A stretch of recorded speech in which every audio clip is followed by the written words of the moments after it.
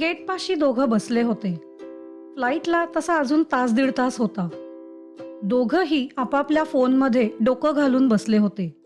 तेही 2-3 खुर्ची मध्ये सोडून. 4 दिवसापूर्वी झालेल्या भांडणाचा अबोला अजूनही चालू होता. अशा परिस्थितीत ट्रिपला जायचं की नाही या विचारात मित्रांच्या उत्साहावर विरजण नको म्हणून दोघं निघाले खरे, पण हा अबोला, हा दुरावा आता दोघांनाही सहन होत नव्हता. पण नमतं घ्यायचं कोणी? लग्नाला 5 वर्ष होत आली, पण जेव्हा ही भांडण झाली दरवेळी मीच माघार घेत आली आहे. ॲज इफ मला एकटीलाच गरज आहे. आता नाही म्हणून ती धुसफुसत होती आणि नेहमीसारखं तिने पटकन येऊन हा अबोला मिटवावा असं त्याला वाटत होतं. खूप वाट पाहत होता तिची. हा दुरावा अजिबात आवडत नव्हता. मन सांगत होतं, असं आधं अधुरं असण्यात काय अर्थ आहे? जा, बोलून संपव हे भांडण. फिर ले आया दिल मजबूर, क्या कीजिए. फिर ले आया दिल मजबूर, क्या कीजिए. रास ना रहना दूर, क्या कीजिए. दिल कह रहा उसे मुकम्मल, पर भी आओ वो जो अधूरी सी बात बाकी है, वो जो अधूरी सी याद बाकी है, वो जो अधूरी सी बात बाकी है, वो जो अधूरी सी याद बाकी है. तो ह्या विचारात होता, पण तिला वाटलं तो मुद्दामून इग्नोर करतोय म्हणून तिचा पारा वाढत चालला होता. असह्य होऊन उठली आणि एअरपोर्ट शॉप्सकडे वळली. उगाच विंडो शॉपिंग. फिरता फिरता सहज लक्ष समोर गेलं आणि तो दिसला. 1 सेकंद सगळं स्तब्ध झालं. श्वास अडकला. इतक्या वर्षांनी अचानक समोर त्याला बघून भांबावली. खूप आनंद झाला, पण जुन्या गोष्टी आठवून मन भरूनही आलं. त्याच्याशी जाऊन बोलावं ही ओढ वाटली आणि नवरा कसा रिॲक्ट करेल ही भीतीही. तिने नवऱ्याकडे बघितलं. तिलाच बघत होता. फोनमध्ये बिझी असला तरी तिच्याकडे लक्ष होतं. तिच्या चेहऱ्यावरची चलबिचल त्याने नोटीस केली, पण तिने भांडण आठवत चेहरा पुन्हा निर्विकार केला आणि त्याच्याकडे बघितलं. क्षणात सगळ्या आठवणी मनात गोळा झाल्या. ते सुंदर दिवस. 3 वर्ष रिलेशनशिपमध्ये होते ते. प्रेमाच्या गोड गोष्टी, अनेक रंगवलेली स्वप्न, छोटे मोठे रुसवे फुगवे, त्याचं नेहमी येऊन तिला मनवणं, ते गिफ्ट्स, सरप्राइजेस, डिनर डेट्स, सगळं कसं गोड गुलाबी. तिने नवऱ्याकडे बघितलं आणि मनात तीच कंपॅरिझन सुरू झाली जी लग्नानंतरच्या सुरुवातीच्या दिवसात व्हायची. प्रेमाच्या गोड आठवणी देणाऱ्या त्याचं पारडं तेव्हा भारी असायचं लग्नाची, संसाराची रियालिटी दाखवणाऱ्या नवऱ्यापेक्षा. पण आज दोघंही समोर दिसत असताना क्षणात नातं तोडणाऱ्यापेक्षा हळूहळू नातं उलगडवत नेणारा आवडू लागलाय. पण आता पण का? का दाबून ठेवली आहे मनात ती ओढ, ती आच? करते हैं हम आज कबूल, क्या कीजिए. हो गई थी जो हमसे भूल, क्या कीजिए.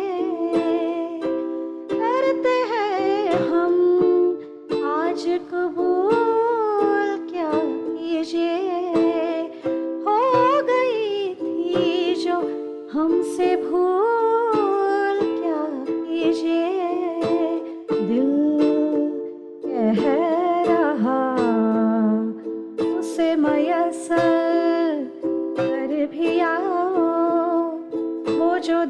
रुकी सी आस बाकी है, वो जो दबी सी आँच बाकी है, वो जो दबी सी आँच बाकी है.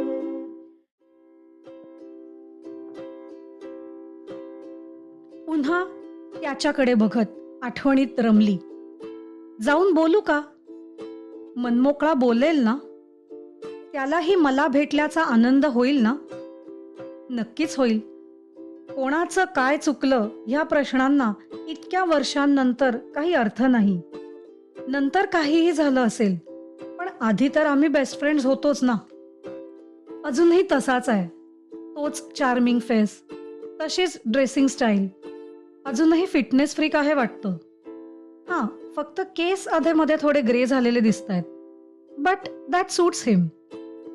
त्याचं ऑब्झर्वेशन करत करत नकळत त्याच्या समोर येऊन पोचली. हाय. चेहऱ्यावर मोठं स्माईल होतं तिच्या. त्याने तिच्याकडे बघितलं. त्यालाही आश्चर्याचा धक्का बसला, पण तिला अपेक्षित आनंद मात्र त्याच्या चेहऱ्यावर दिसला नाही. उलट एक हलकी अठी कपाळावर उमटलेली, डोळ्यात अगदीच कोरडेपणा. हाय म्हणत त्याने हात पुढे केला. हँडशेक? तिने तर मिठी एक्सपेक्ट केली होती, पण बाजूला त्याची बायको बघून तिने मनाला आवरलं आणि अगदीच फॉर्मल ग्रीटिंग्स झाले.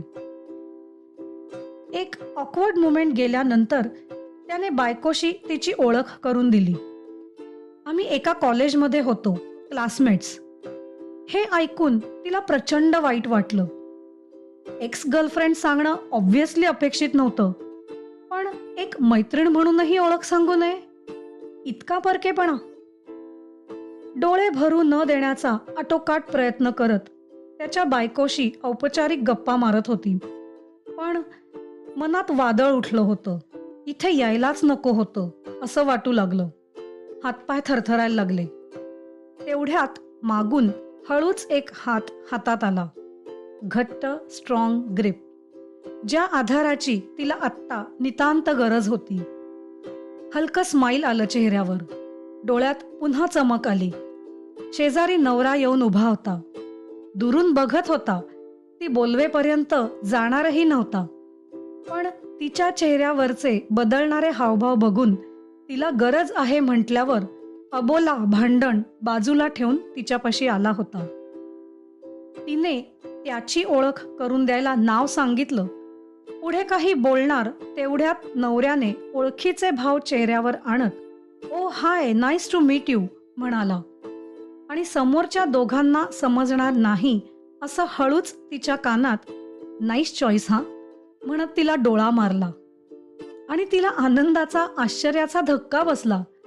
इतक्या वर्षापूर्वी सांगितलेलं नाव ह्याच्या लक्षात आहे आणि समोर उभा बायकोचा एक्स बॉयफ्रेंड आहे माहीत असूनही इतक्या स्पोर्टिंगली घेऊन वर तिला चिडवतोय. आज तिचाच नवरा तिला पुन्हा एकदा नव्याने भेटला, नव्याने कळला आणि मनाने पुन्हा एकदा सांगितलं, ती अडवून ठेवलेली चाह राह पूर्ण कर.